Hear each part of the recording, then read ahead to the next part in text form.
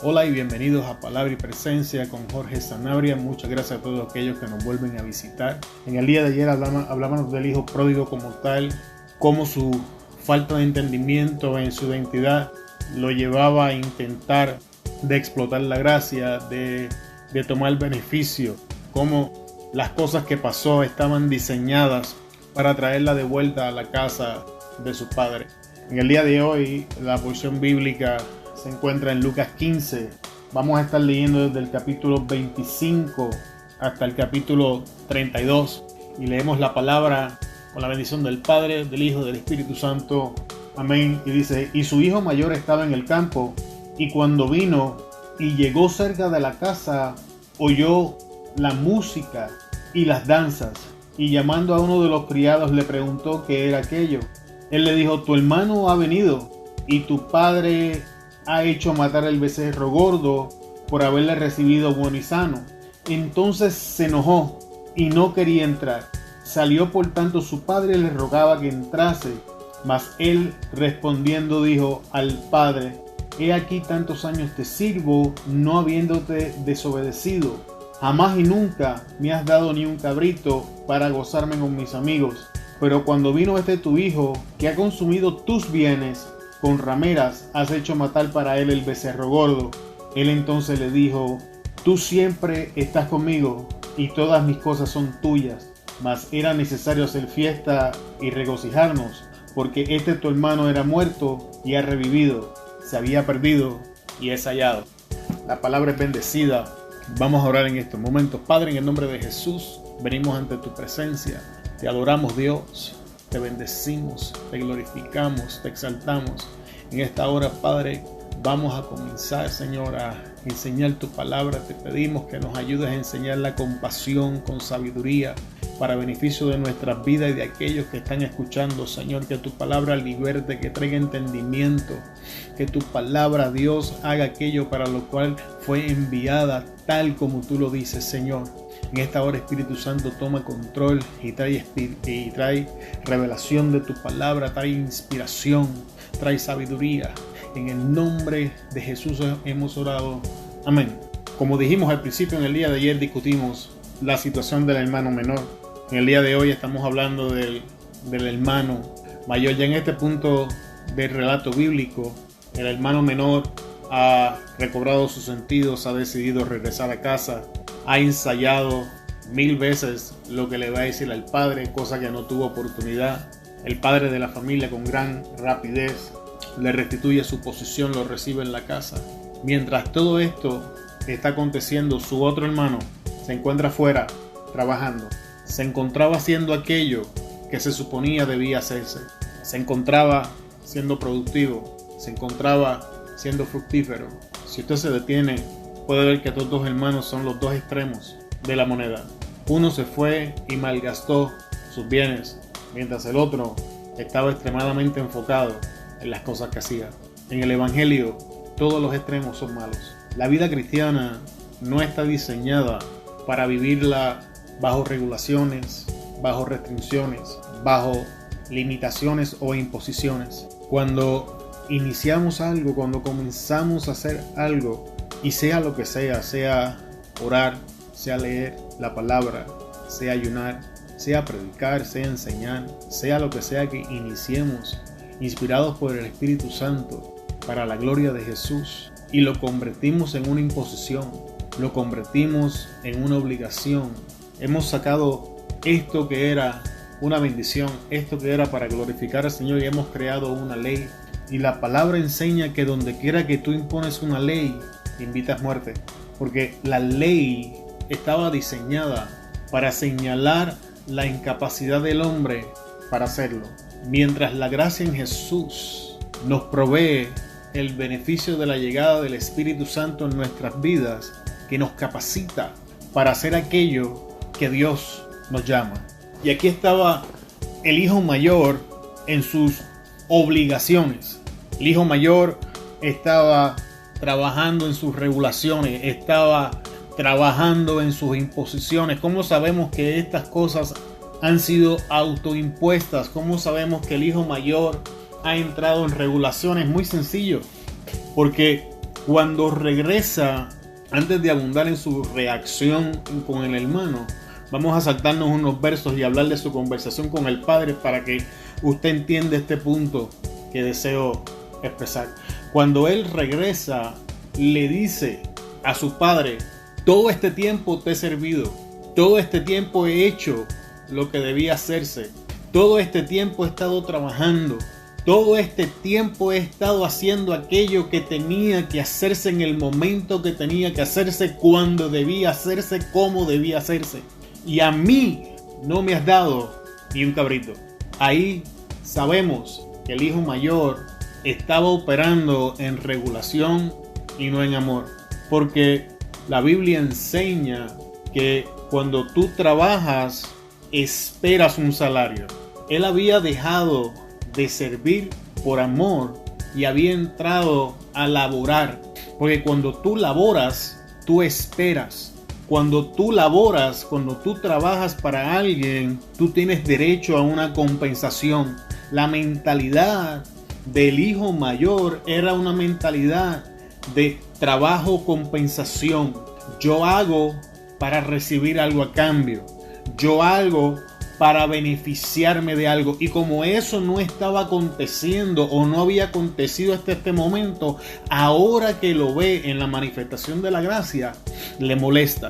Porque él que había estado haciendo, él que había estado operando, él que se estaba moviendo en la dirección correcta, tenía la expectativa, tenía la idea de que él tenía el derecho de recibir algo. Y cuando no acontece, se molesta. Ahora retrocedamos un par de versos atrás. El hijo mayor, del cual no sabemos el nombre, regresa a la casa y escucha a lo lejos la música, las danzas, y no puede hacer otra cosa que preguntarse qué evento podría ser tan grande para que aquello estuviese aconteciendo. Y cuando pregunta, recibe la noticia de que todo aquel evento era porque su hermano menor había regresado. Y la historia declara que él se molestó. ¿Por qué este hermano mayor se molesta? ¿Por qué no se regocija de que su hermano estuviese con vida? ¿Por qué no se alegra de que su hermano estuviese bien? ¿Por qué no se alegra de que su hermano había regresado? Porque este hermano mayor tampoco entendía su identidad. En el caso del hermano menor, la manifestación de la incomprensión en su identidad espiritual lo empujaba a intentar de abusar de la gracia. En el caso del hijo mayor, su falta de identidad lo llevaba a una relación basada por desempeño, basada por obras. Ya hemos demostrado que esta era la mentalidad de este hermano. Uno de los problemas que tiene esta clase de relación es que espera juicio en contra de los demás. Como estas personas se esfuerzan tanto para hacer, estas personas se esfuerzan tanto por demostrar, estas personas se esfuerzan tanto por andar en rectitud, entre comillas, estas personas carecen de misericordia, tienen la incapacidad de mostrar compasión, son incapaces de salir de su posición y ponerse en los zapatos de la otra persona. Son las personas que para todo tienen un verso bíblico. Son las personas de que, ¿sabes qué? Te voy a dar un ejemplo bíblico para que me entiendas mejor. Job, los amigos de Job son el mejor ejemplo práctico de este tipo de personalidad.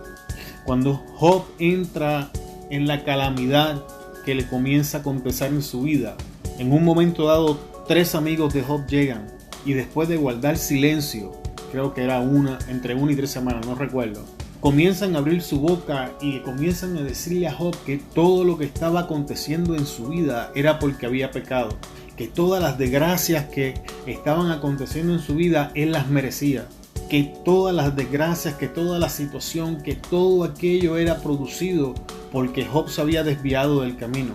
La razón para este tipo de comentario era la mentalidad de una relación por desempeño.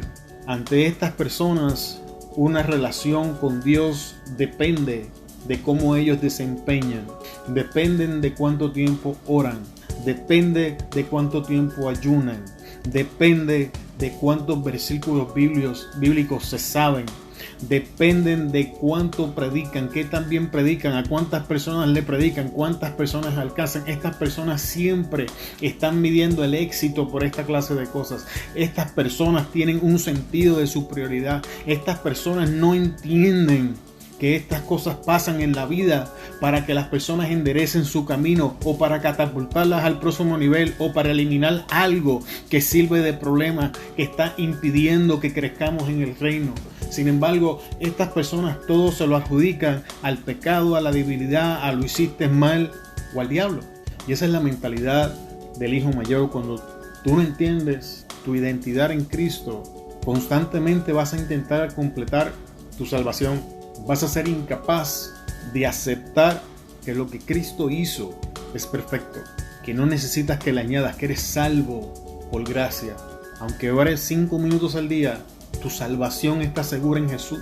Tu relación con tu Padre Celestial no depende de tus obras, no depende de tu desempeño, depende de tu aceptación en lo que Jesús hizo. Y yo te aseguro que si tú comienzas a aceptar lo que Jesús hizo, el Espíritu Santo, por las razones correctas, te va a impulsar a hacer algo. ¿Por qué? Porque la fe necesita obras, porque la fe es un verbo, por lo tanto necesita una acción, porque la fe sin una acción es muerta. Y como vivimos en fe, vamos a estar accionando, creyendo que Dios está al control. Cuando la adversidad llega, ya no pensamos si es un pecado, si es una falta, si es una debilidad. Creemos y confiamos que Dios está al control, y cuando Dios nos confronta con nuestro pecado, dejamos de huir de su presencia porque no nos sentimos culpables sino confrontados. Abrimos nuestra boca, pedimos perdón, nos arrepentimos, nos sacudimos, levantamos y continuamos hacia adelante. Sin embargo, la persona que tiene una relación por desempeño no entiende estas cosas. Estas personas se preguntan cómo todavía viene a la iglesia después de las cosas que hizo, cómo se atreve a predicar después de lo que vivió, y preguntas como esta. Ahora mismo, cuando el padre sale a hablar con él, sale a preguntarle por qué no te alegras de ver a tu hermano, por qué no entras conmigo, y constantemente se niega, básicamente le restrega en la cara que él era superior a su hermano, que por qué con él no había sido bueno y con su hermano sí. Entonces el padre lo pone en perspectiva. El padre le muestra cuál es su lugar. Ahora escuche bien, porque de toda esta enseñanza, este pedazo, ese es más importante. El padre básicamente le dice: tú siempre has estado aquí y todo lo que es mío es tuyo. No tenías la necesidad de pedir permiso, no tenías la necesidad de preguntarme, lo mío es tuyo. No había necesidad de probar nada, no había necesidad de trabajar tanto, no había necesidad de matarse en un intento de demostrar. Todo lo del padre le pertenecía no por lo que hacía, sino por quien era. Era el hijo. Todas las cosas de su padre estaban a su disposición, mas él fue incapaz de tomar posesión de lo que el padre ponía en sus manos. Su mentalidad le impedía aprovechar los recursos que estaban a su disposición. Su visión distorsionada no le permitía posicionarse en el lugar que le correspondía. La manera en que se definía a sí mismo no le permitía gozar de las cosas que por derecho eran de él. No sé si usted ha escuchado esta expresión en la iglesia donde dicen: sí, el hermano o la hermana tal cayó de la gracia. Y la expresión es bíblica. Pablo la usa en la epístola de los Gálatas, pero no tiene nada que ver con la aplicación que la iglesia moderna le da a este verso. Porque cuando dicen esto en la iglesia significa que el hermano o la hermana cayó en pecado. Sin embargo, ahora escuche bien lo que Pablo le dice a los Gálatas en referencia a este verso. Cuando Pablo está haciendo uso de esta terminología, está diciendo que los que se salen de la gracia para apoyarse en las obras de la ley han caído de la gracia en Cristo. Significa que cada uno de nosotros, cuando sale de creer en gracia, de recibir por gracia, de movernos por gracia, de adorar por gracia, y hacemos un intento de completar lo que Cristo hizo por nosotros, caemos de la gracia. Y cuando caemos de la gracia, salimos del perdón y entramos en condenación. Por eso es que la epístola de Romanos dice que para aquellos que andan en el Espíritu ya no hay condenación. Porque los que andan en el Espíritu siempre permanecen bajo la gracia. Los que andan bajo el Espíritu tienen la mentalidad clara de que no lo merecen. Tienen la mentalidad clara de que todo lo que está haciendo Dios en sus vidas lo hace para la gloria de su nombre. No porque lo merecen, no porque ellos oran, no porque ellos ayunan, no porque ellos leen o estudian o enseñan la Biblia. Todo lo que Dios está haciendo en nuestra vida lo hace por su gracia, porque no importa lo que nosotros hagamos, somos inmerecedores de lo que Dios hace. Te voy a decir más, en el libro de Isaías, Dios dice que nuestras obras de justicia son como un paño de inmundicia ante su presencia. Y para los que no saben qué es un paño de inmundicia, es la toalla sanitaria femenina para cuando está en su periodo. Así que piense bien cuán repugnante es ante la presencia de Dios nuestras obras de justicia. Cada vez que nos sentimos superior a alguien, cada vez que nos sentimos mejor a alguien, cada vez que nos sentimos inferior a alguien, estamos operando bajo la ley, estamos viviendo bajo una mentalidad de desempeño y no de gracia, porque cuando tú entras en la visión de la gracia ya te dejas de comparar con el hermano, con la hermana, ya dejas de comparar tu ministerio con el otro, ya terminas de medir tu éxito con la aceptación social, ya no te interesa lo que la gente haga, ya no te interesa si le predicas a una persona o le predicas a 1 millón, ya no te interesan estas cosas porque tú sabes que te estás moviendo en la voluntad de Dios y que en su tiempo y a su tiempo, cuando esto quede alineado, Dios va a ser conforme a voluntad, conforme a lo que Él ha determinado para contigo. Entonces en ese momento Dios abre las ventanas de los cielos y nos bendice, pero para que esto acontezca tenemos que permanecer en el evangelio de la gracia y no en uno de desempeño. Tenemos que permanecer en el sacrificio que Jesús hizo por nosotros, no tratar de añadirle, porque cuando hacemos estas cosas le estamos diciendo al Padre que lo que Cristo hizo no fue suficiente, y por eso nos escondemos de su presencia cuando pecamos. Por eso somos infelices, por eso no tenemos paz espiritual. La palabra enseña que aquellos que entran en la gracia entran en el descanso de Dios y cesan sus obras como Dios ha cesado de las de Él. Te voy a repetir eso último, que los que entran en el descanso de Dios cesan de sus obras, así como Dios ha cesado de las suyas. Entienda bien que cuando digo obras, no estoy hablando del trabajo para el Señor.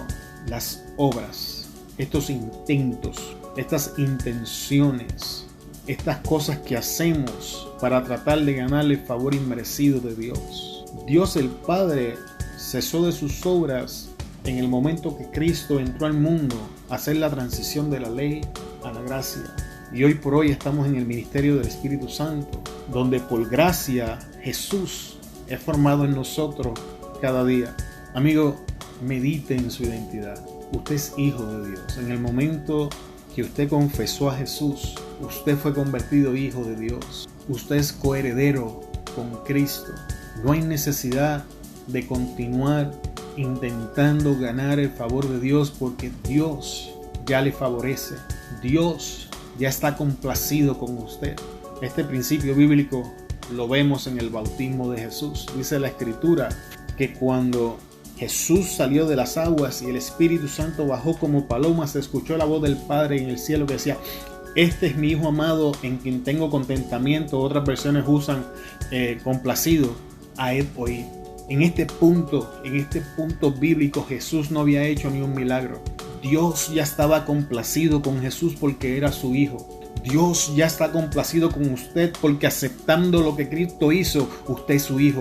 Cese de sus obras. Cese de moverse en las obras de la ley. Cese de compararse con las demás. Póngale un alto a este ministerio de muerte que está impidiendo que usted alcance la vida espiritual y el potencial que Dios ha puesto en usted. Al final de la historia, no sabemos si el hijo mayor entró o no entró a reconciliarse con su hermano, pero sí entendemos la posición de Dios en cuanto a las obras y a la gracia. Y la Biblia enseña que el Padre se refiere al estado donde el hijo menor estaba intentando de explotar la gracia como un estado de muerte. Este mismo estado se aplica al hermano mayor que estaba intentando ganar lo que ya le pertenecía. Siempre estando en la casa, siempre estando ahí, nunca fue capaz de disfrutar de lo que tenía. No finalice su carrera de esta manera, amigo. No finalice su carrera yendo a la casa de Dios todos los días y siendo incapaz de disfrutar las bendiciones que Dios ha preparado para usted. Siendo incapaz de disfrutar el ministerio que Dios ha preparado para usted. Siendo incapaz de disfrutar la vida que Dios ha dispuesto para usted. Siendo incapaz de disfrutar las bendiciones que Dios ha preparado para usted. La familia. Amigo, entre a la casa. Cambie su mentalidad. Olvide de intentar ganarse el favor de Dios. Olvide el compararse con los demás. No viva enojado, no viva mirando lo que Dios está haciendo en la vida de otras personas. Enfóquese en lo que Dios tiene para usted. Entre en el descanso de Dios. Céntrese en esa posición de poder y permanezca en la paz que Cristo le ha dado. Le bendigo en el nombre de Jesús y no olvide que hoy, sin importar cuál sea su condición, usted es hijo. Dios le bendiga y lo vemos en el capítulo de mañana. Amén.